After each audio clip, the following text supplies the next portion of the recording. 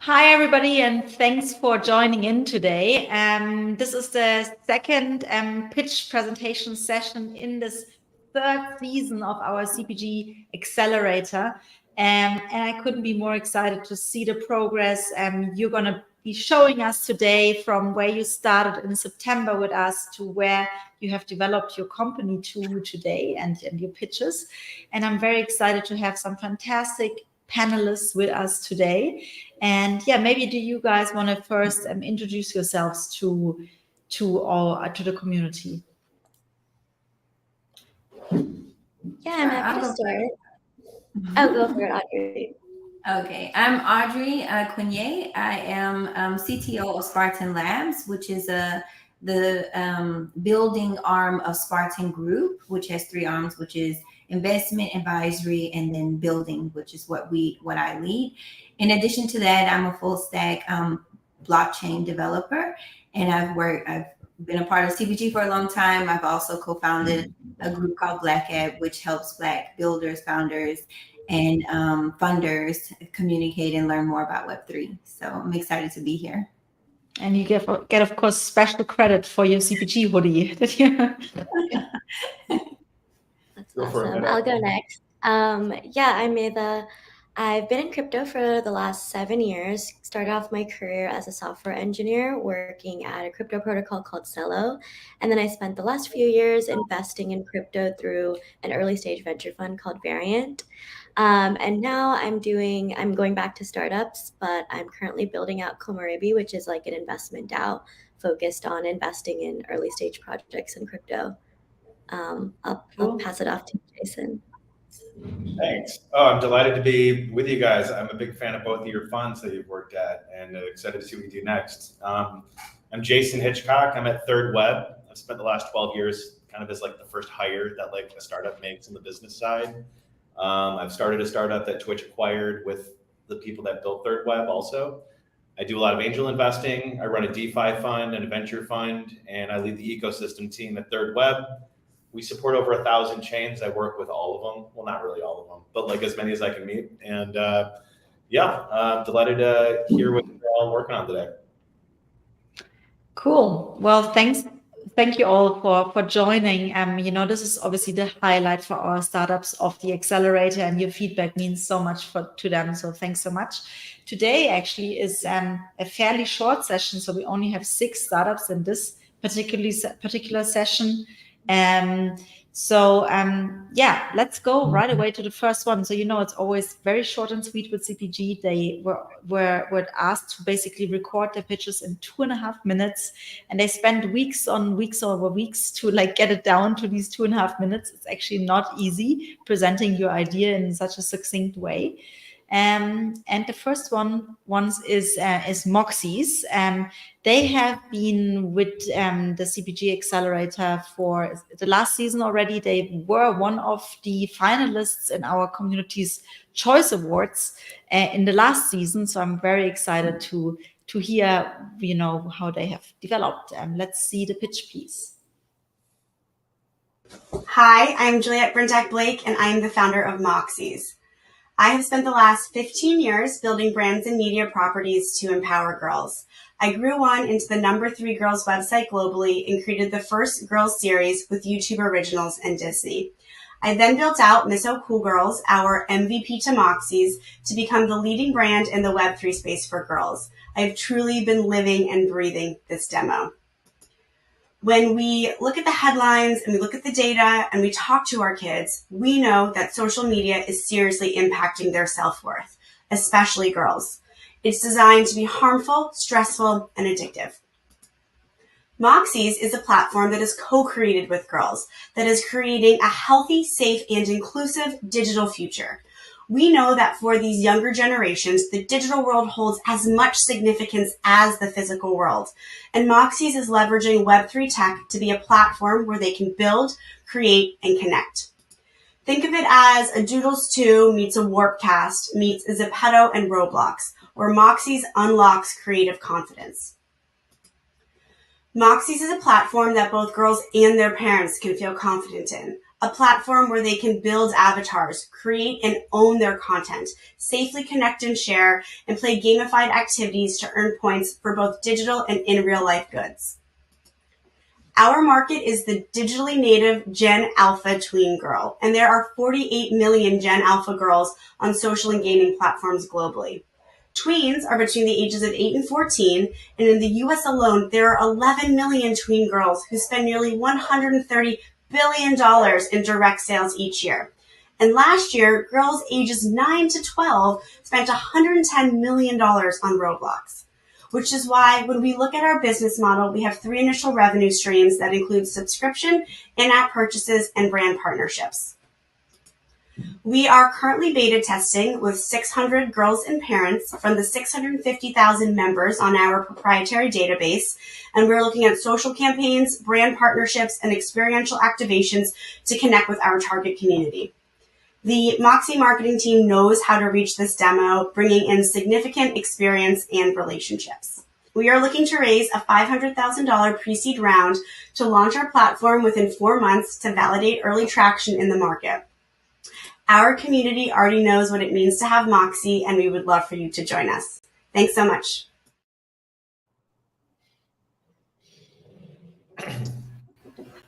Hi, Juliet. Thanks for the pitch. And I think we will try to do it. Thank you. Hi. So I think we will do it like we did in the last session, that, you panelists, you can give your feedback one after the other or ask questions. And then Juliet can pick 2 questions that she thinks are most relevant to answer. And there is no particular order. So whoever wants to go first can go first. Yeah, thanks so much, Juliet. This was lovely. I think this problem is very, very real. I see it with my younger siblings, especially. One question I have for you is, I guess, why did you start off specifically with crypto, and specifically for this age group where I feel like financialization is still maybe a couple years down the line once they start like making money. But yeah, I'm curious why Web3.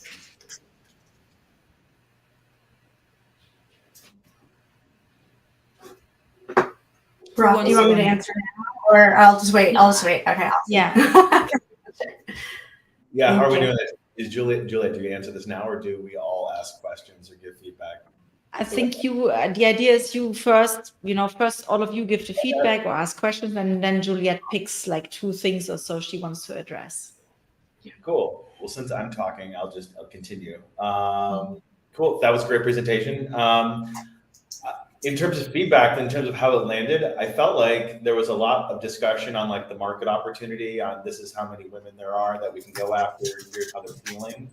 I actually left it not really knowing what the product is or the business. And I feel like I'm really interested in how are you doing as a founder in approaching building a learning machine, and like you described kind of campaign tactics. And I wondered, how are those tactics doing versus that like you are doing them. So like, that's like an initial like call out, like, I'm not sure what Zepeto meets Roblox meets, and I'm just like, I don't know what it means for them to meet each other. So I know it's only 2.5 minutes and you're cramming a lot in. So I wanted to know, like, I guess I wanted to know more about like, how is it going in terms of like what you're learning, what's your pace of learning and proving out that you're going in the right direction. Yeah, I think I had similar reactions as Jason. The first, just a little side note, the traction slide was a bit challenging for me to read and kind of bring in, like take in all of the things that have happened. So I would say probably like whittling it down to like the really, really impactful events along that, so I can really feel it, because it was too much and I can really feel like where you were and what are like those huge milestones that you've already hit. And then I may have read it wrong, but I think there was a slide where you said you have 650K users or people in your community. But then later on, you said that you were planning on launching your platform in several months. So I was kind of didn't quite understand what the users were at the moment and how you were engaging with them. So that will probably be my next question, like what are these users and how are you engaging with them? And the last thing is just like there's a lot of things. There's some social media, there's some gaming, etc. And it seemed like there was a lot of things that needed to be accomplished, but also maybe making it like a timeline to say we're first launching social media and we plan on launching a Roblox type gaming platform, in phase 2, just so that I can understand how these pieces fit together and like what is the game plan of how you're going to roll out, because it seems like there's a lot of things to kind of roll out all at the same time.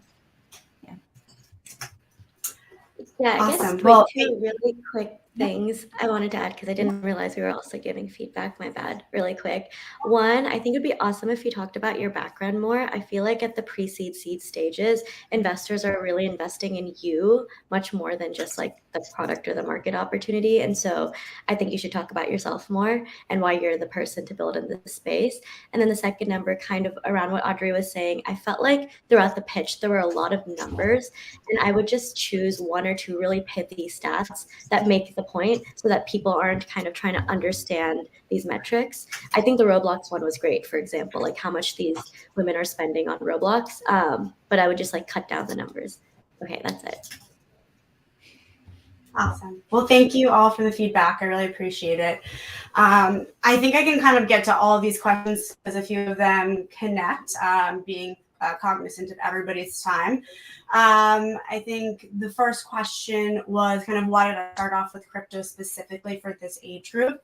The way that I'm looking at Moxie's is how can we leverage new technologies and build better for them? And so really looking at Web3 and blockchain technology as this underlying almost invisible layer to set this next generation up for success. And so the way that we are looking to build out Moxie's from a platform perspective is that it will really allow the technology to grow with the user as it continues to evolve and as they continue to grow. So we think about when they create a username, they could create a username that is I love chocolate ice cream 123, but that's actually a self-custody wallet. And when they're building that avatar, that's actually a dynamic NFT. And when they're earning those digital goods, those are actually tokens. And while that can all live in the Moxie's ecosystem, the way that we are building it will enable the user for that to grow onto other platforms and other chains and marketplaces. And those wallets also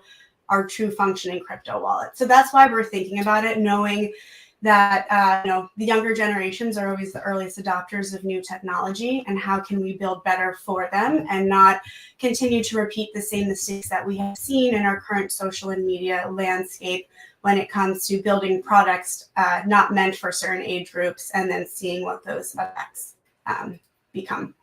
And then okay, so then I think Audrey's question was, and kind of Jason's, was really knowing what the product was.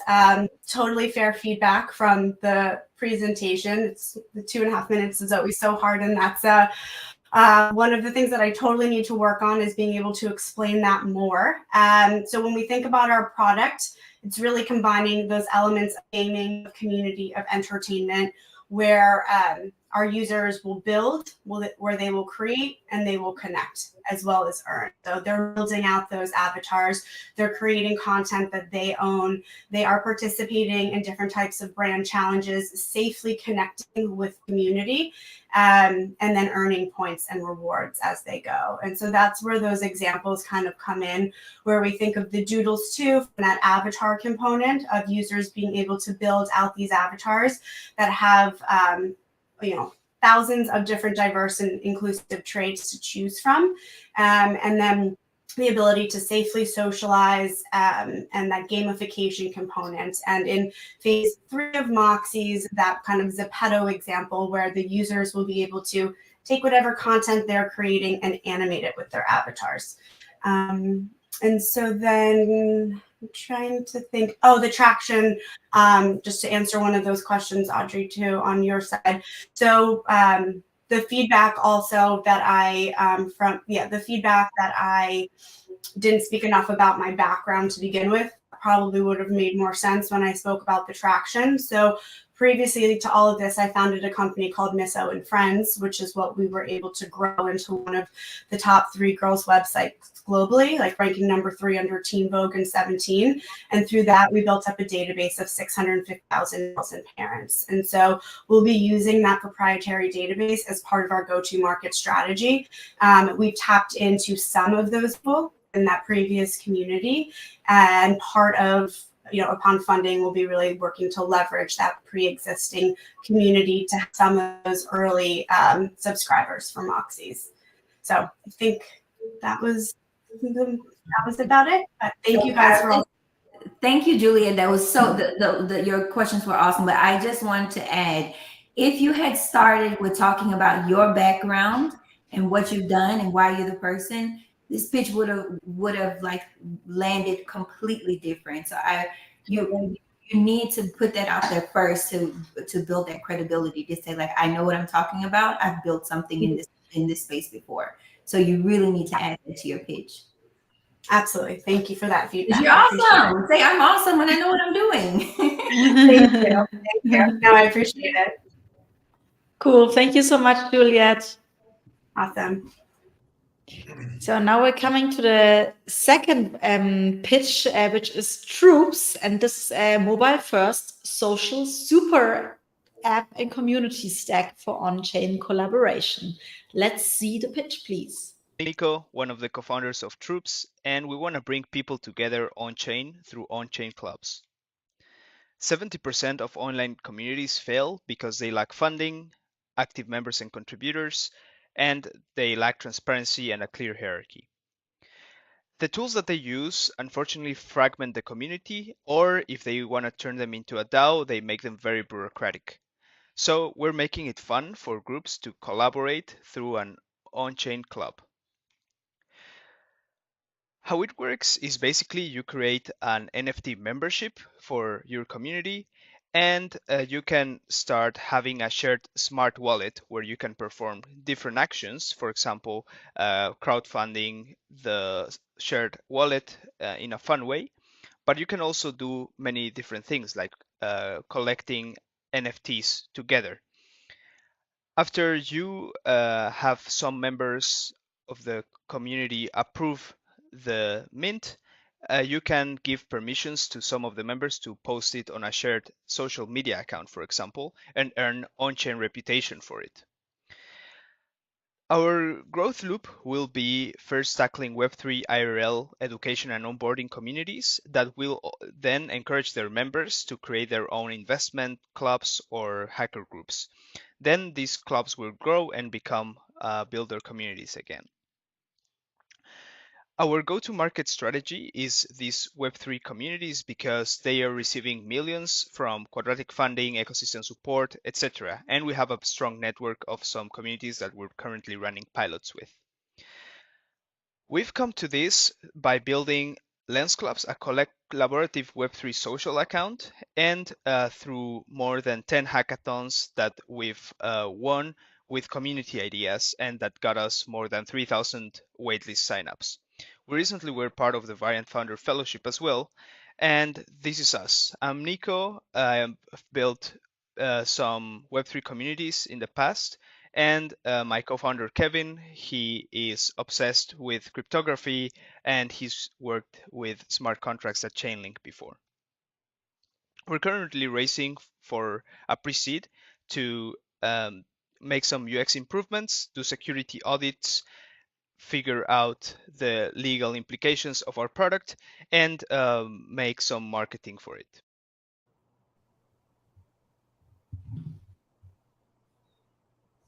Cool. Thank you, Nico, for that pitch. Super cool.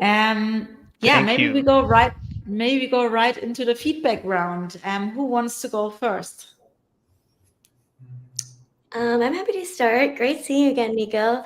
So as he said, you guys are part of the Founder Fellowship at Variant, so I got to work with them all summer. So it's great seeing you guys again. Love the branding, love the pitch. Felt like I understood exactly what you were building. I guess straight to feedback. I think one, it would be really helpful to understand like the exact target user. Like, is it degen traders? Is it like crypto prosumers? Is it normies that are getting into like NFT investing, group investing? I think it'd be great to come away understanding that.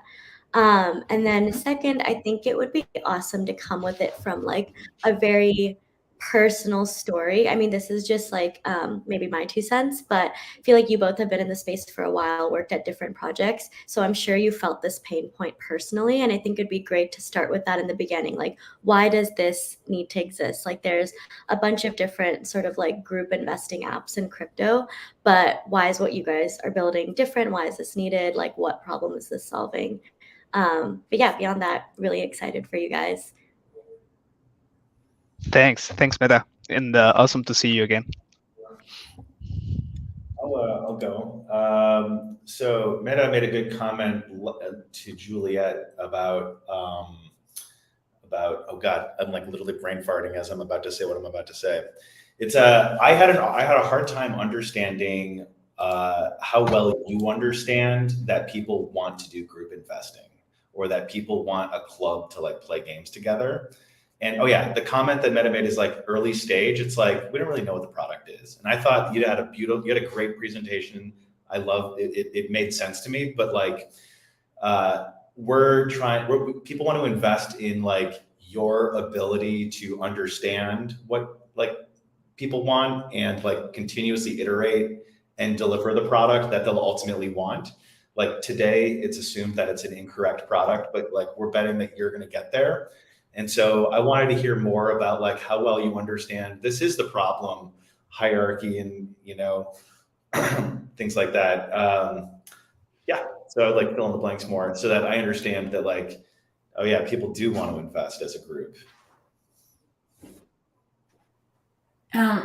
Yeah, I think for me, the problem probably needs a little bit more clarity. So I wrote down like hone in on the problem and what are the pain points, and then if you have some data like user research or user interviews where you've spoken to a lot of other communities and they identify that they have this problem, that might be helpful just so that we can kind of understand this is a big problem and there are a lot of communities that want this problem solved. And then maybe also just adding some competitive like a competitive landscape, just so that I know like where to place you. Like, is there other things in the market? And then if there are, how are you different than those people, those other products in the market? So just so that I can put you somewhere on that landscape. But overall, very good presentation. And the demo was awesome, so it shows that you like have something working and that you're building traction, so that's all good. But maybe just a little bit more on the problem and that you have proven out that this is a problem that needs to be solved. Awesome. Yeah, thanks all for the feedback and comments. Really excited. I think I'm gonna just make some comments about the feedback and maybe like clarify some of the stuff you mentioned. I think so about the target user. To be honest, this seems to be a problem. So one of the products that we built before was called Lens Clubs, that allowed people to share a Web3 social profile with multiple people. And we were targeting DAOs, artist collectives, Web3 communities, and just groups of friends who want to, I don't know, post memes together from a shared account. And to be honest, like we found that every one of those were really like we couldn't find one that was very specifically using it. So we realized that, okay, with that vision, we can grow our product. But for our initial target group, we picked community builders, mainly because we're very well connected with these community builders that create kind of like IRL experiences like meetups or educate about Web3.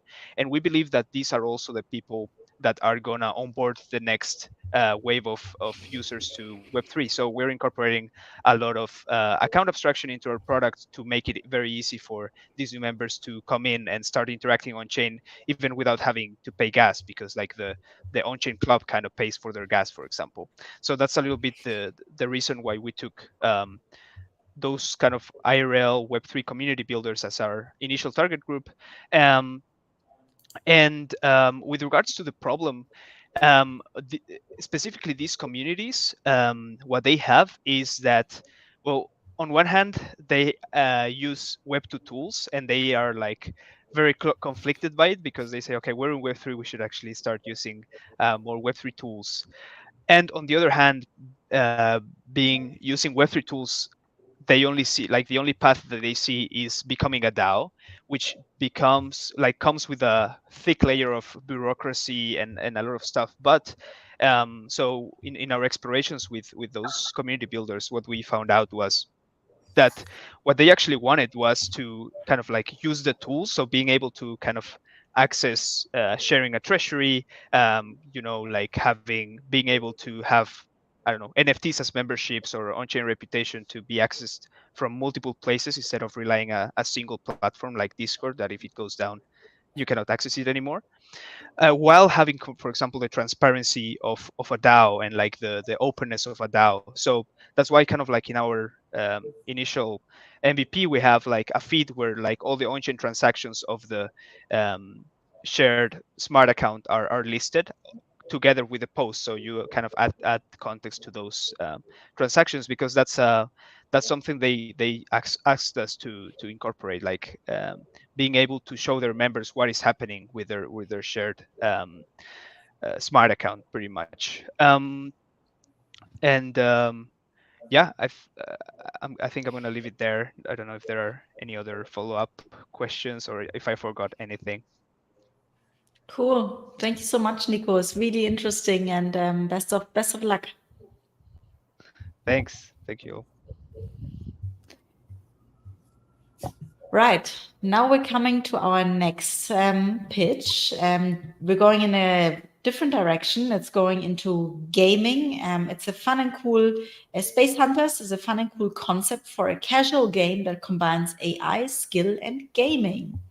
So let's see the pitch. Hi, I'm Julian, and here to talk to you about Space Hunters, the responsible dopamine maker. Why dopamine? Well, because if you don't have enough, you can develop diseases like depression or Parkinson. One effective way for your brain to release dopamine, actually, is to engage in luck-based games. The anticipation you get from maybe winning a high-value prize is very effective. The thing with this format is that the young people are getting bored with it. They want to engage in more challenging games. And treasure hunts are a very popular format that are also challenging. So how can we combine the skills required to solve a treasure hunt with high-value prizes that often come with luck-based games?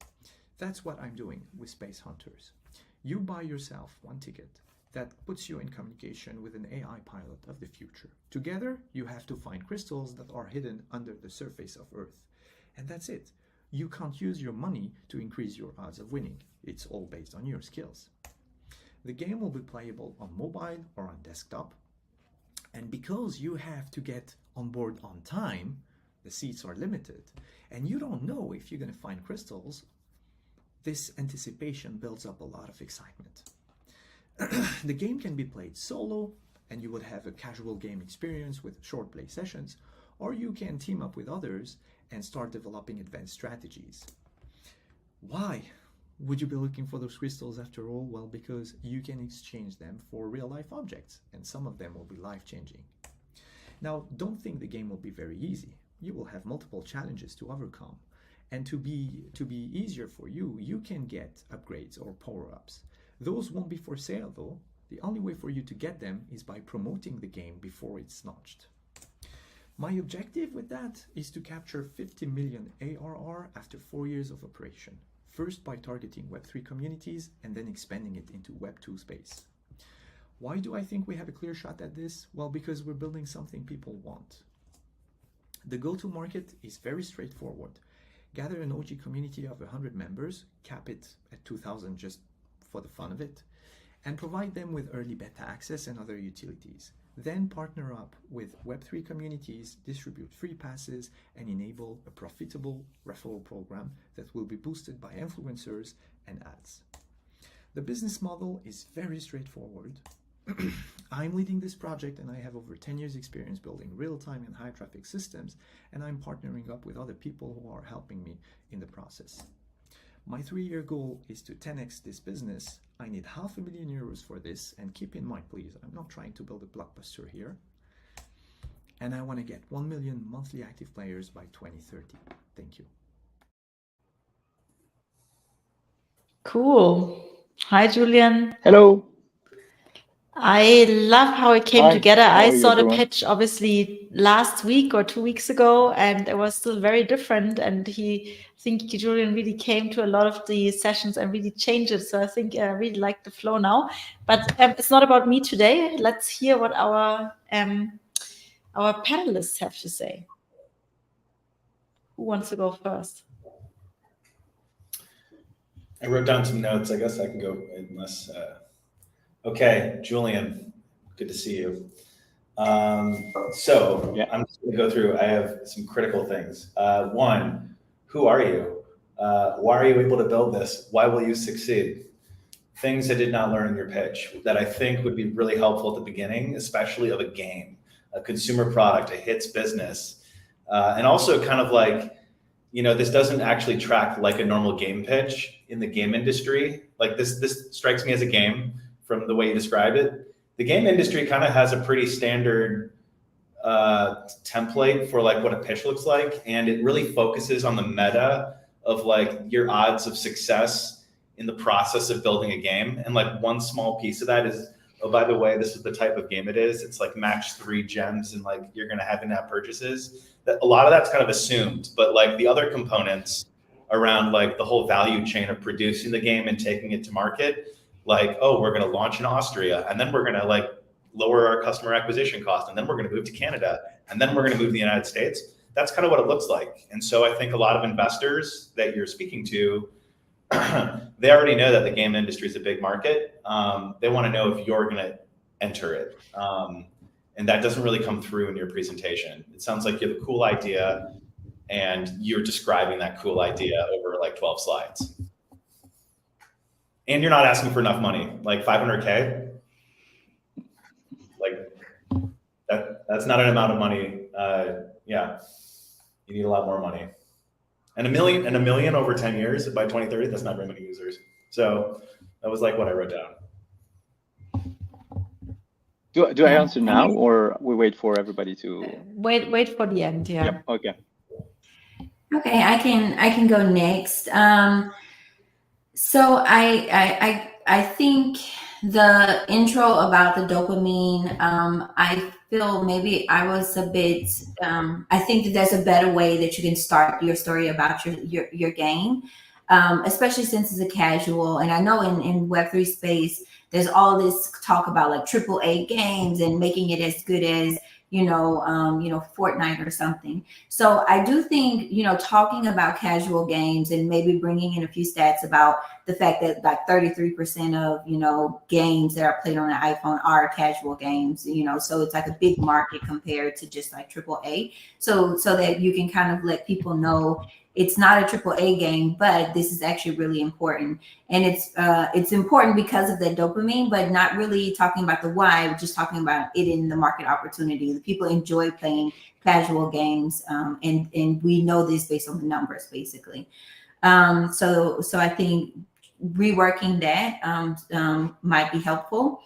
The other thing is, I there was a slide, it went pretty quickly, so I'm not sure if I misread it, but it said you had like 100K in revenue, or I don't know if this was a projected revenue, but I kind of didn't know where you are at this exact moment. Is it in market? Are there people using it? If it is, how many people are using it?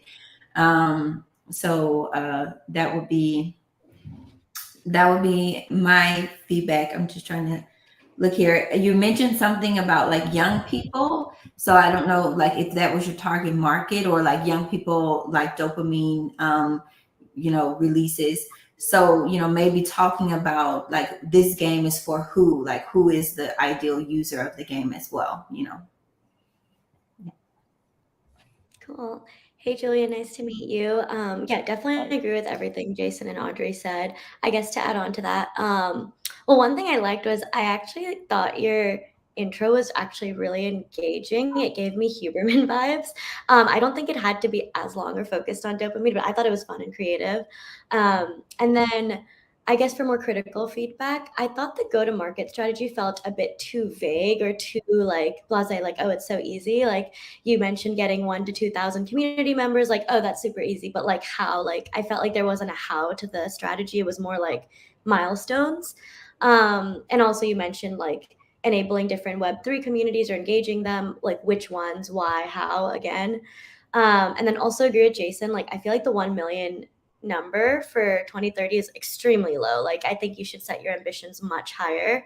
And then lastly, I guess it felt a little bit like I don't think you meant to say it this way, but I think some of your phrasing made it sound like you weren't wanting us to take it super seriously. Like you're like, oh, this is super easy, or like, oh, I'm only raising 500K. Like I'm not trying to like do anything crazy. Like I think you should maybe espouse an air of like super seriousness, like this is what you're doing for the next 10 years, and like you want to be taken seriously. And I think every single word you use in a 2.5 minute pitch has to like drive towards that. So that's kind of what I would leave you with, but super excited for this game to come out. I'd love to play. Okay, cool.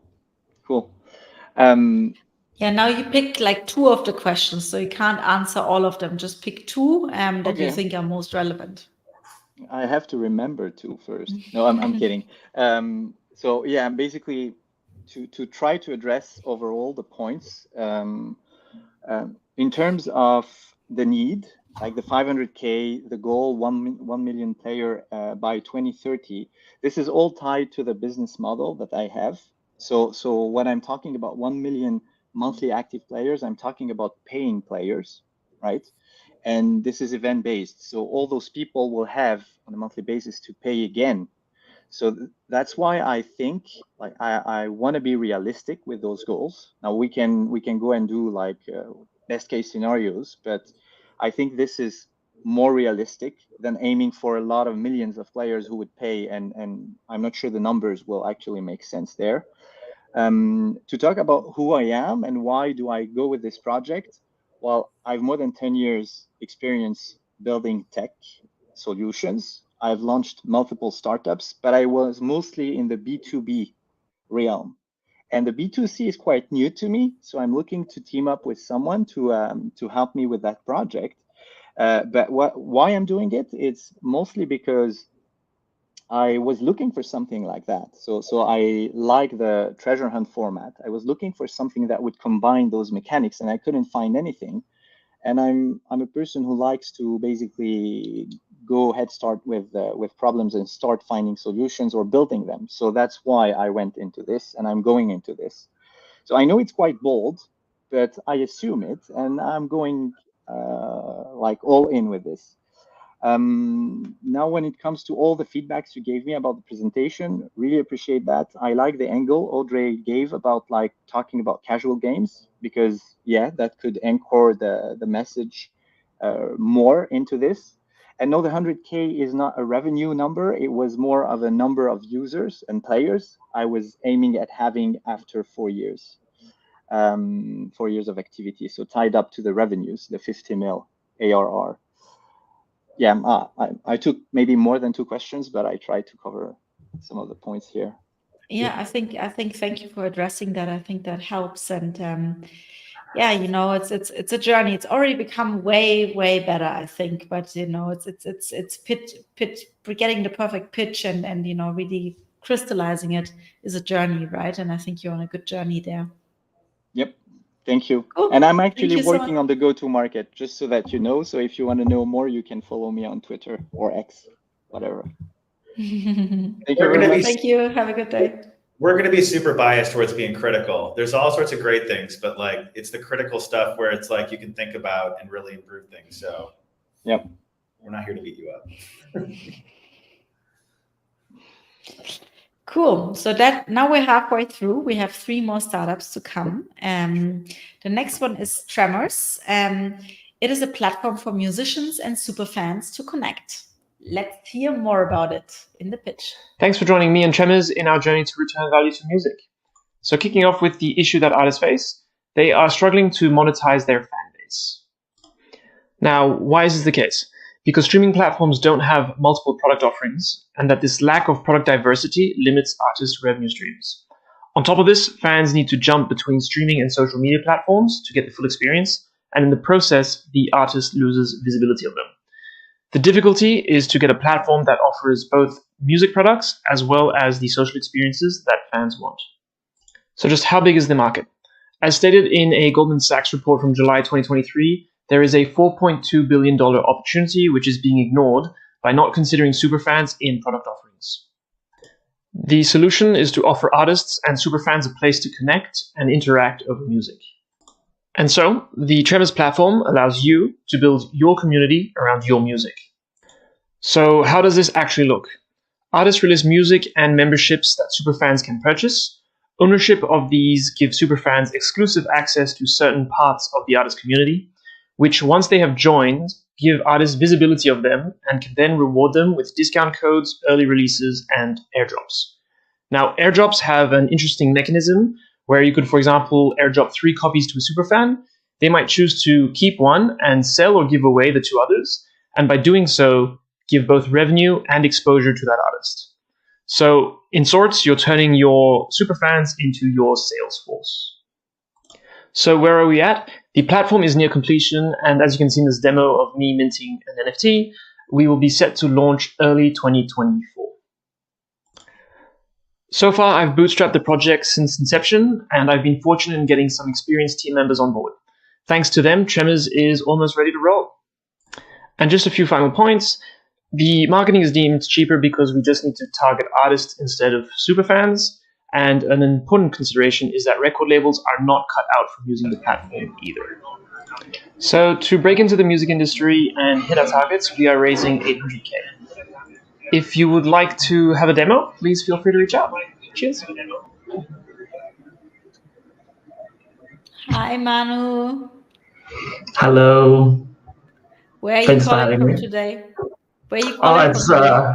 sunny Melbourne, 6 a.m. So I'm a bit sleepy. Wow, As you can I see. kind of thought so. Well done on you. Well done for joining this early. Yeah, let's go right into your feedback. Who wants to go first? I'm happy to start. Nice to meet you, Manu.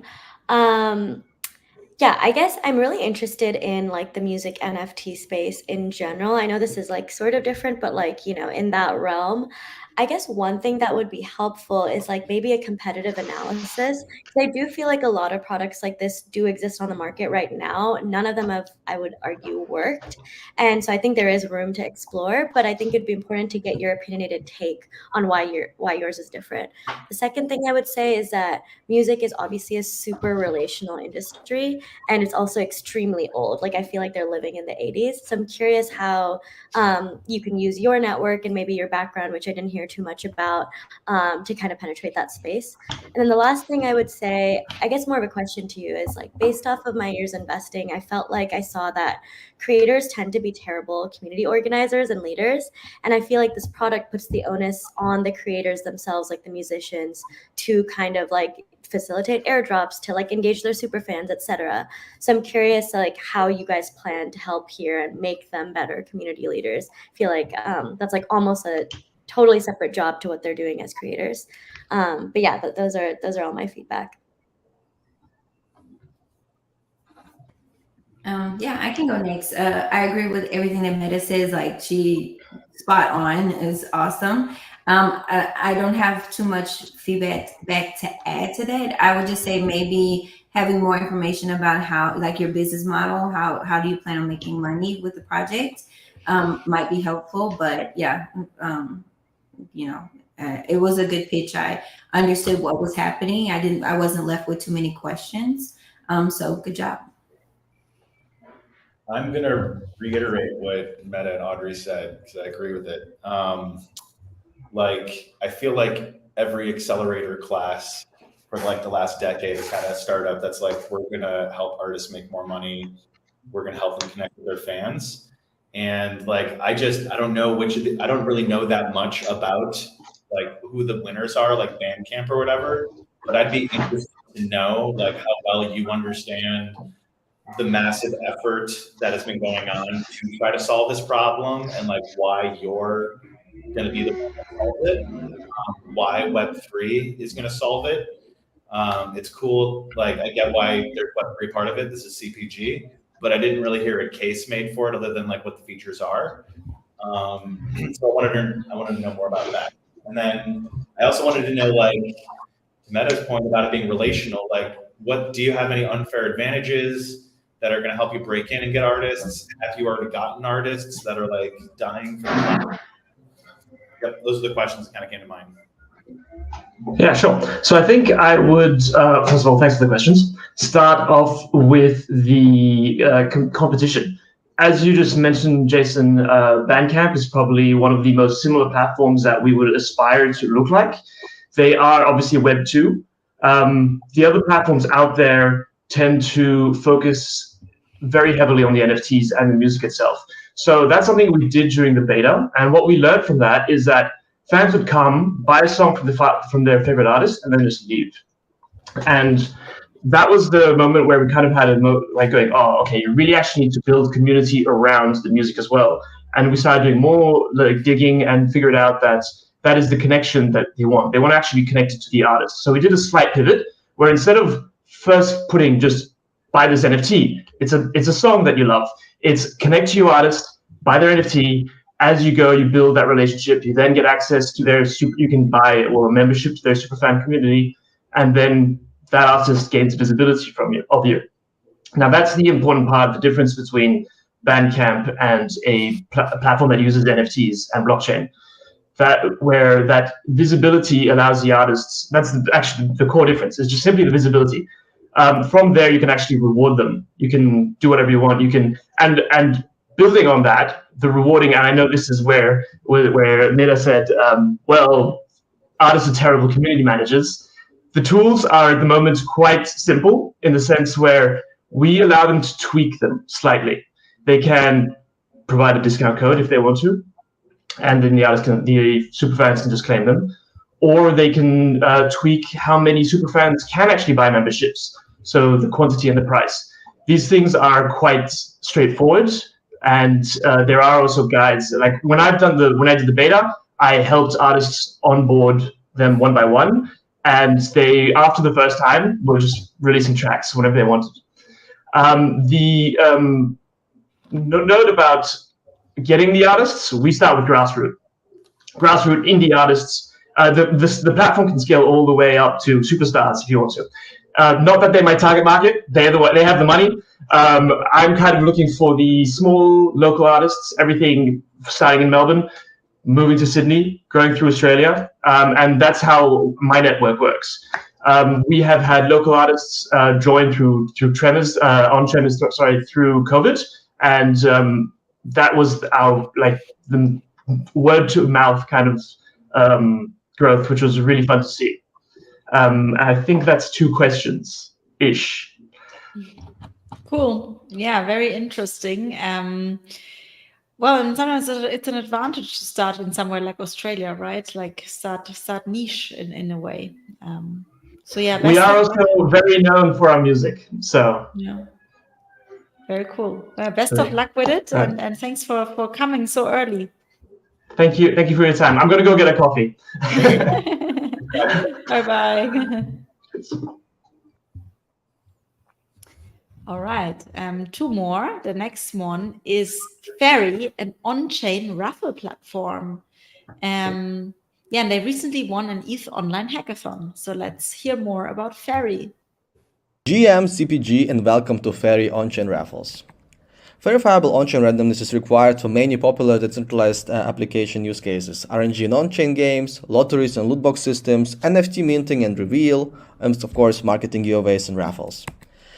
State-of-the-art verifiable randomness services have different trade-offs and implementation challenges, sometimes about the infrastructure being available on the L2 of your choice, others are about smart contract development and implementation, basically being gas efficient and bias-free, and obviously on the user side, easy verifiability of the raffling of the draw, so you can see it by entering your wallet address and see your chances, etc. Welcome to our Ferry stack. Basically, FIRAF infrastructure meets raffle contracts and user-friendly UI. Means easy to implement full stack randomness solution. To dig deeper, we have zk-VRF. It's a novel method for VRF enabled by ZKPs, available on EVM and decentralized by design. You can find more on zkvrf.com.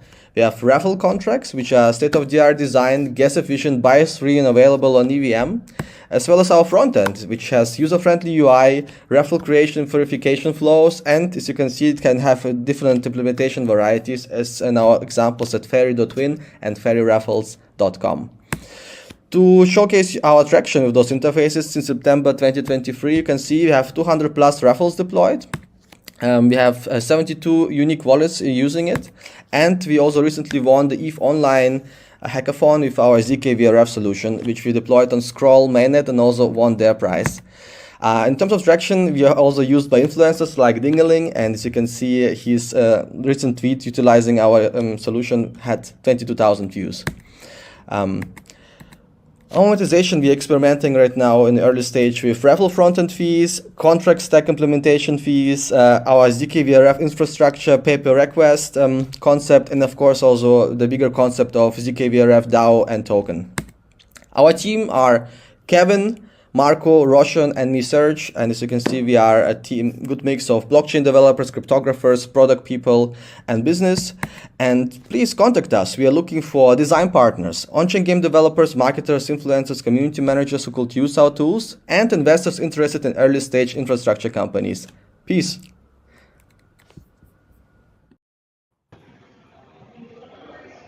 Cool. Hi, Serge. Hi. Can you hear me? Hey, Yeah. hey. Where are you calling from today? Yeah, yes. Yeah. Well, from Istanbul, from Dev Connect, and we are and from a networking event actually. Talking to game developers right now. Yes. Nice. That's what I will So thanks. come to the So pitch. you are very late, right? It must be very late for you. So thanks for joining so late. Yeah, let's hear the feedback. Who wants to go first?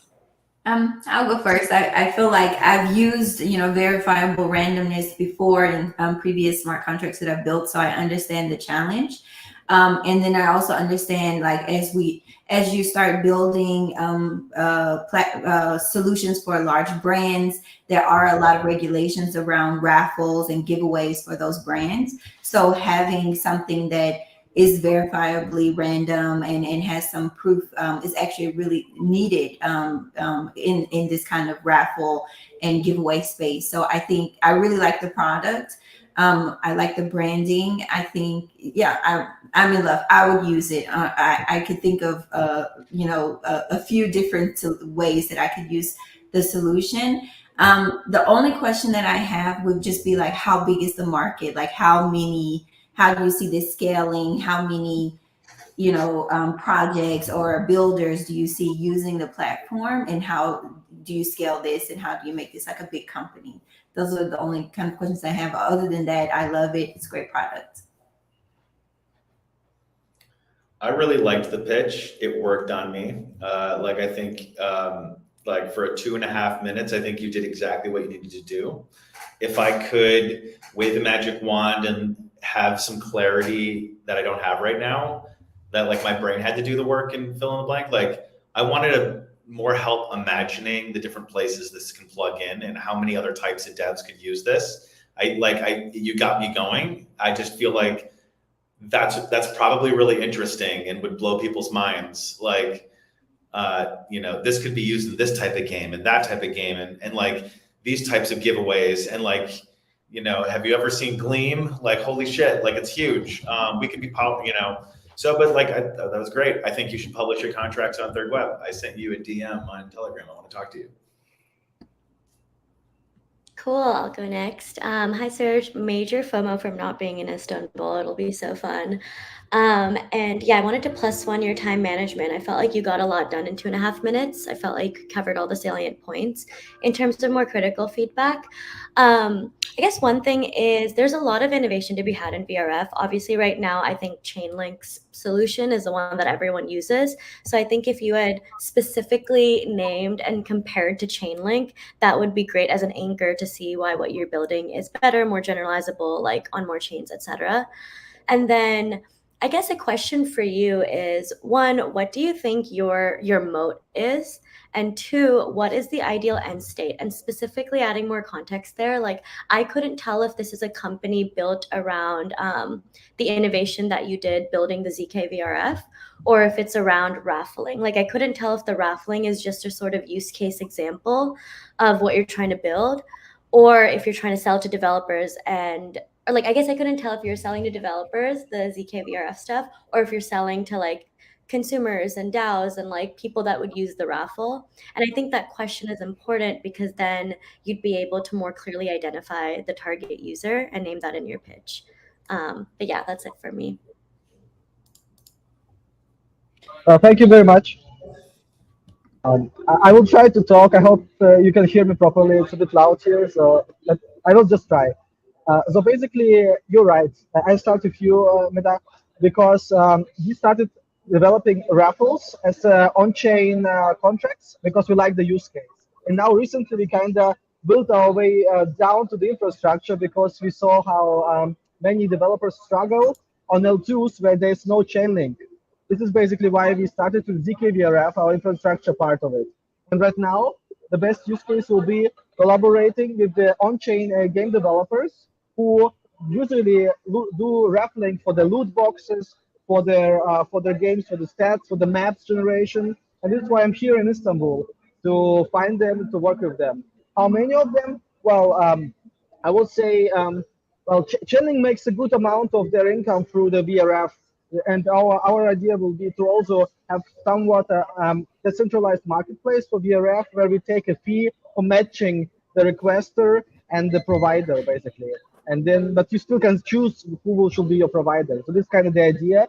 And for now, to get it started, because you're very early stage, we want to work with these companies, with these game studios, and basically like an agency, build the contracts for them, adjust it for them, even do the interfaces, just to get the things kickstarted, let's say. But once we are done, we really want to just focus on infrastructure and say, hey, here's some APIs, here's some documentation, SDKs, just use it. We don't need to like put so much manual work anymore. But this will be the long-term vision. Short-term is really manual work, things which don't scale, like working with the teams together on those games.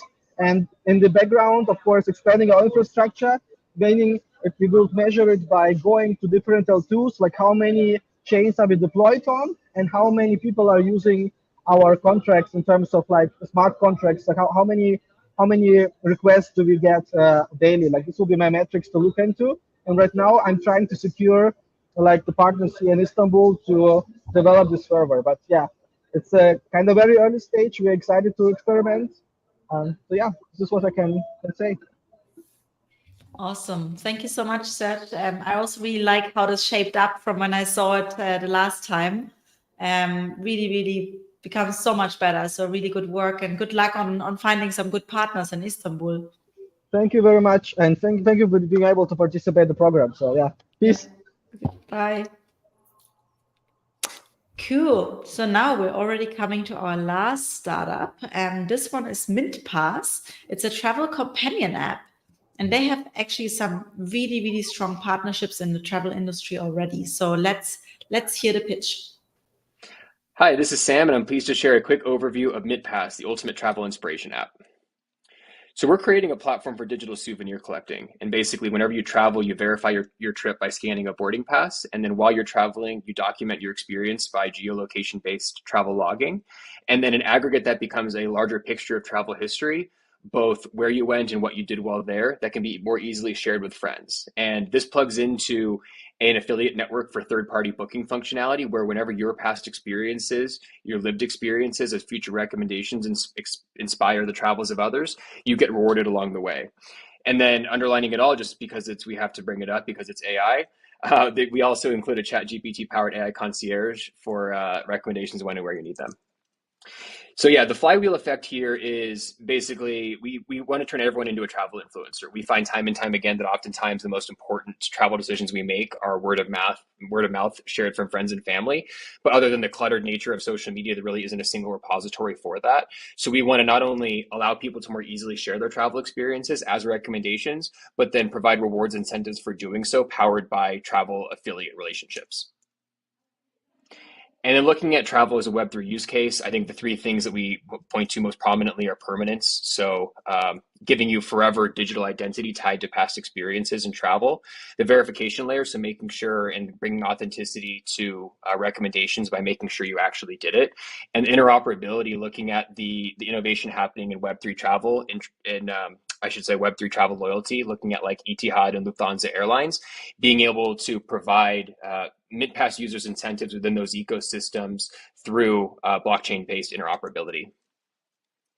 And looking at the larger market, we stand to play in global tourism, obviously a massive number, but specifically within that, we look at personalized travel, and then our obtainable market we see as the portion to be allocated of that towards Gen Z and millennial travelers, and then the affiliate revenue to be derived from their bookings for a obtainable market of 9.48 billion. And then all of that has to be obviously powered by a large supply network on the travel side. We have agreed to partnership relationships with the likes of Hopper, Hotwire, Hotel Planner, and others. And the team is Aaron as CTO and myself. My background's in media with Poker Go. Aaron is a multi-time founder, recently exited Web3 Loyalty, the Web3 Loyalty Project Cloutchain, and we are supported by a star-studded advisory board of travel, gamification, and related experts. And we are raising $750K on a pre-seed safe. We have half of that allocated to our lead Dream Ventures and are now looking to fill out the remainder with strategic VCs and angels. Thank you for the time. Thanks, CPG.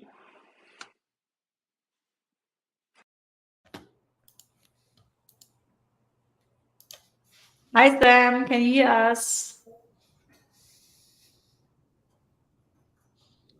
Can you hear us? Yes, I can. Hopefully you guys can hear Perfect. me. Yes, we hear you. Where are you calling from?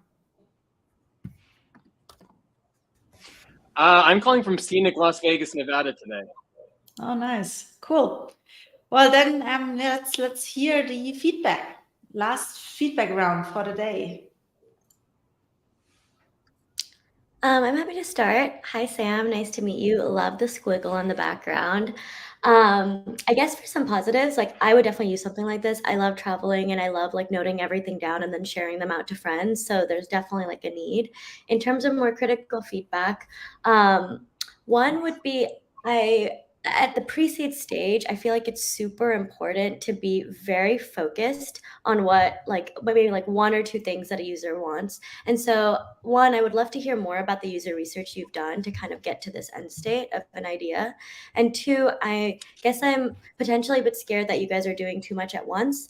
Like I've seen different companies for all of the features that you mentioned. For example, AI concierge for Rex, like the affiliate network, the journaling aspect, the kind of Google Maps replacement, all of those are different products. And I feel like you might be doing way too much at once and it might be overwhelming to a user. Secondly, I think it's important on a similar vein to the first piece of feedback. I think it's important to really drive to like, what is really the most important? Is it verifying that you are actually at this location and building a ZK proof? Or is it rather like the Rex, the journaling, like, etc.? Like, I think there's merit to both, but I think it's important to understand like what is actually the most important to users. And then lastly, I guess this is more of a question, but I think it would be helpful to hear if it's like very easy to integrate with existing travel services, including things like Google Maps, for example. Like, can I export a list that I've already made on Maps into your product and vice versa to make it easier to share and kind of use that as a customer acquisition tool? That's like idea/question. But yeah, that's it for me. Thank you. For Audrey. Sorry.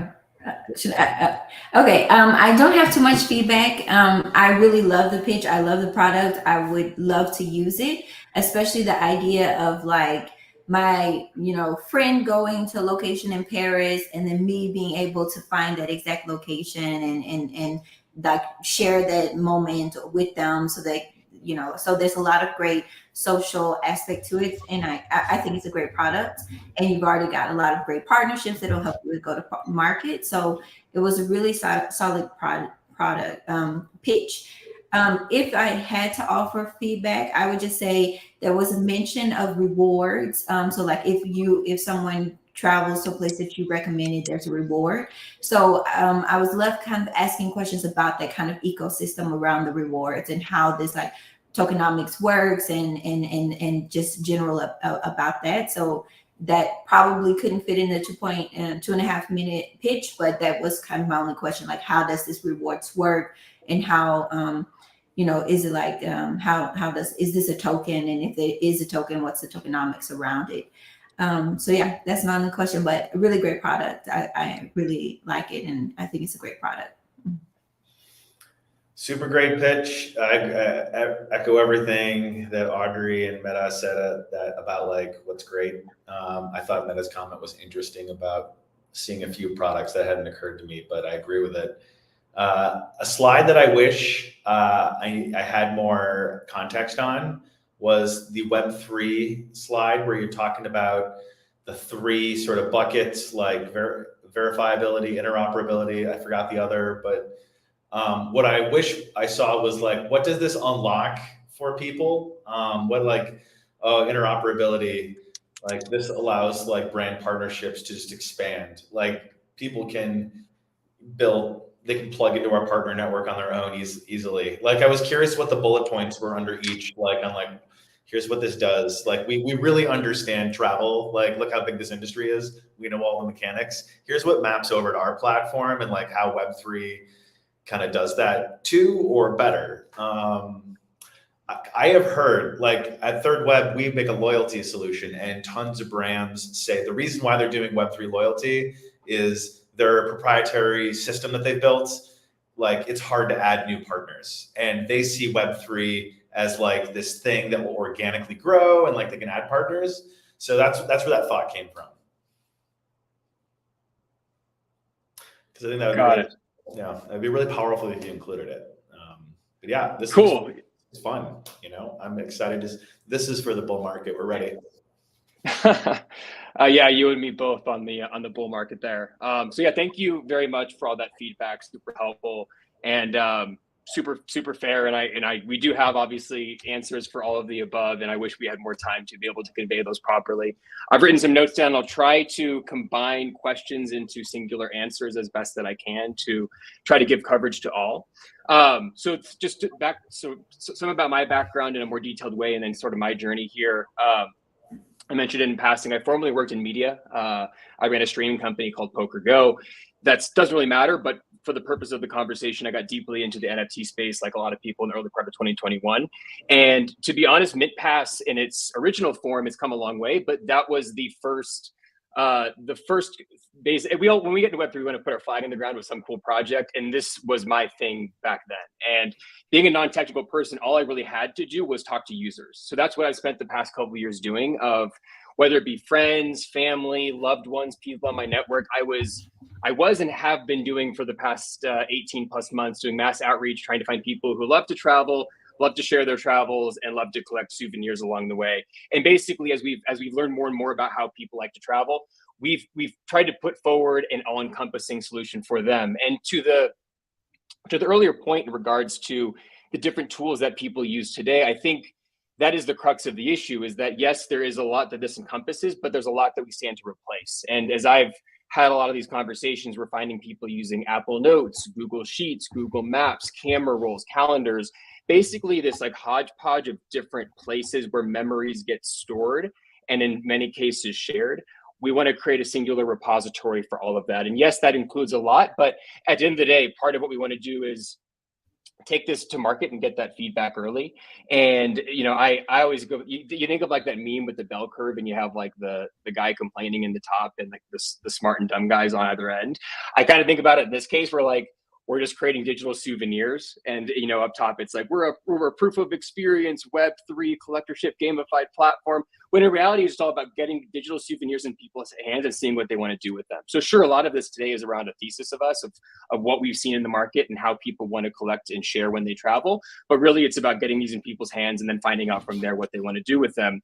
Back to the rewards and Web3 side of things, there's still a lot to be flushed out in that sense, not only in the case of a deck itself, but then in the actual strategy behind it. I think we use rewards very vaguely for a specific reason, in that we have a few different avenues that we can go down, whether that be a straight cash sort of sharing relationship, like you would look at with Twitter or X as a platform, with what they do based upon your impressions that you generate, the revenue sharing off of ad proceeds that they have.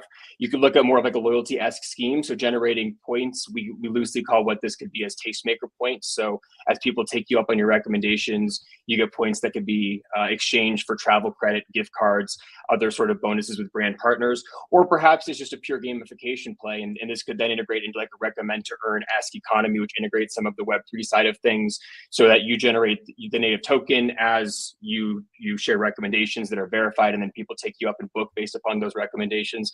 So we're at the early stages right now where there's a lot of avenues that this could go down. Ultimately, we want to take a very careful and concerted approach to get this economy right early and not break the system with getting what will eventually be tokenomics, but what today is just trying to think about, like, you know, the off-chain strategy for reward sharing, which in many cases is inspired by traditional loyalty programs, but made more interoperable, made more open, made as in an open ecosystem in this travel world of walled garden loyalty as we've seen historically. So hope that's kind of an open-ended answer, but hopefully that kind of checks boxes from some of the feedback. It does. Thank you so much for clarifying, and obviously thanks for pitching today. That was super interesting, and yeah, keep us in the loop. Yeah, thanks so much. Bye. All right, now we have come to the end of this session. What happens next? So for you judges, you have to vote now. You can already start thinking about your 3 favorites, and then when we wrap up here, you will see a music coming. Please don't leave. Stay till after the music, and then you will tell me your winners or your 3 finalist choices. And then on Thursday, for everyone, we have the pitch session 3 at 11 a.m. PT, 2 p.m. ET, or 6 p.m. CET. Where we see the last pitches for the cohort. And then on Friday, we will announce the finalists, and we will start on the voting for our Community's Choice Awards. Next week is Thanksgiving week, so in that week nothing will happen. You should all rest and get time with your families. And then on Tuesday, 28th of November, we come back and we will have graduation ceremony, announce the winners, and also the CPG certified companies who will be eligible for that. So with that, I want to thank our fantastic panelists. Thank you so much for all the valuable feedback. I think it really helped the startups. I really loved it, also seeing your different viewpoints on it. It's always very entertaining also to watch. And yeah, thank you for everybody who joined and who watched us today. Here's the pull-up for the session. And then I hope I see you all on Thursday. Bye-bye.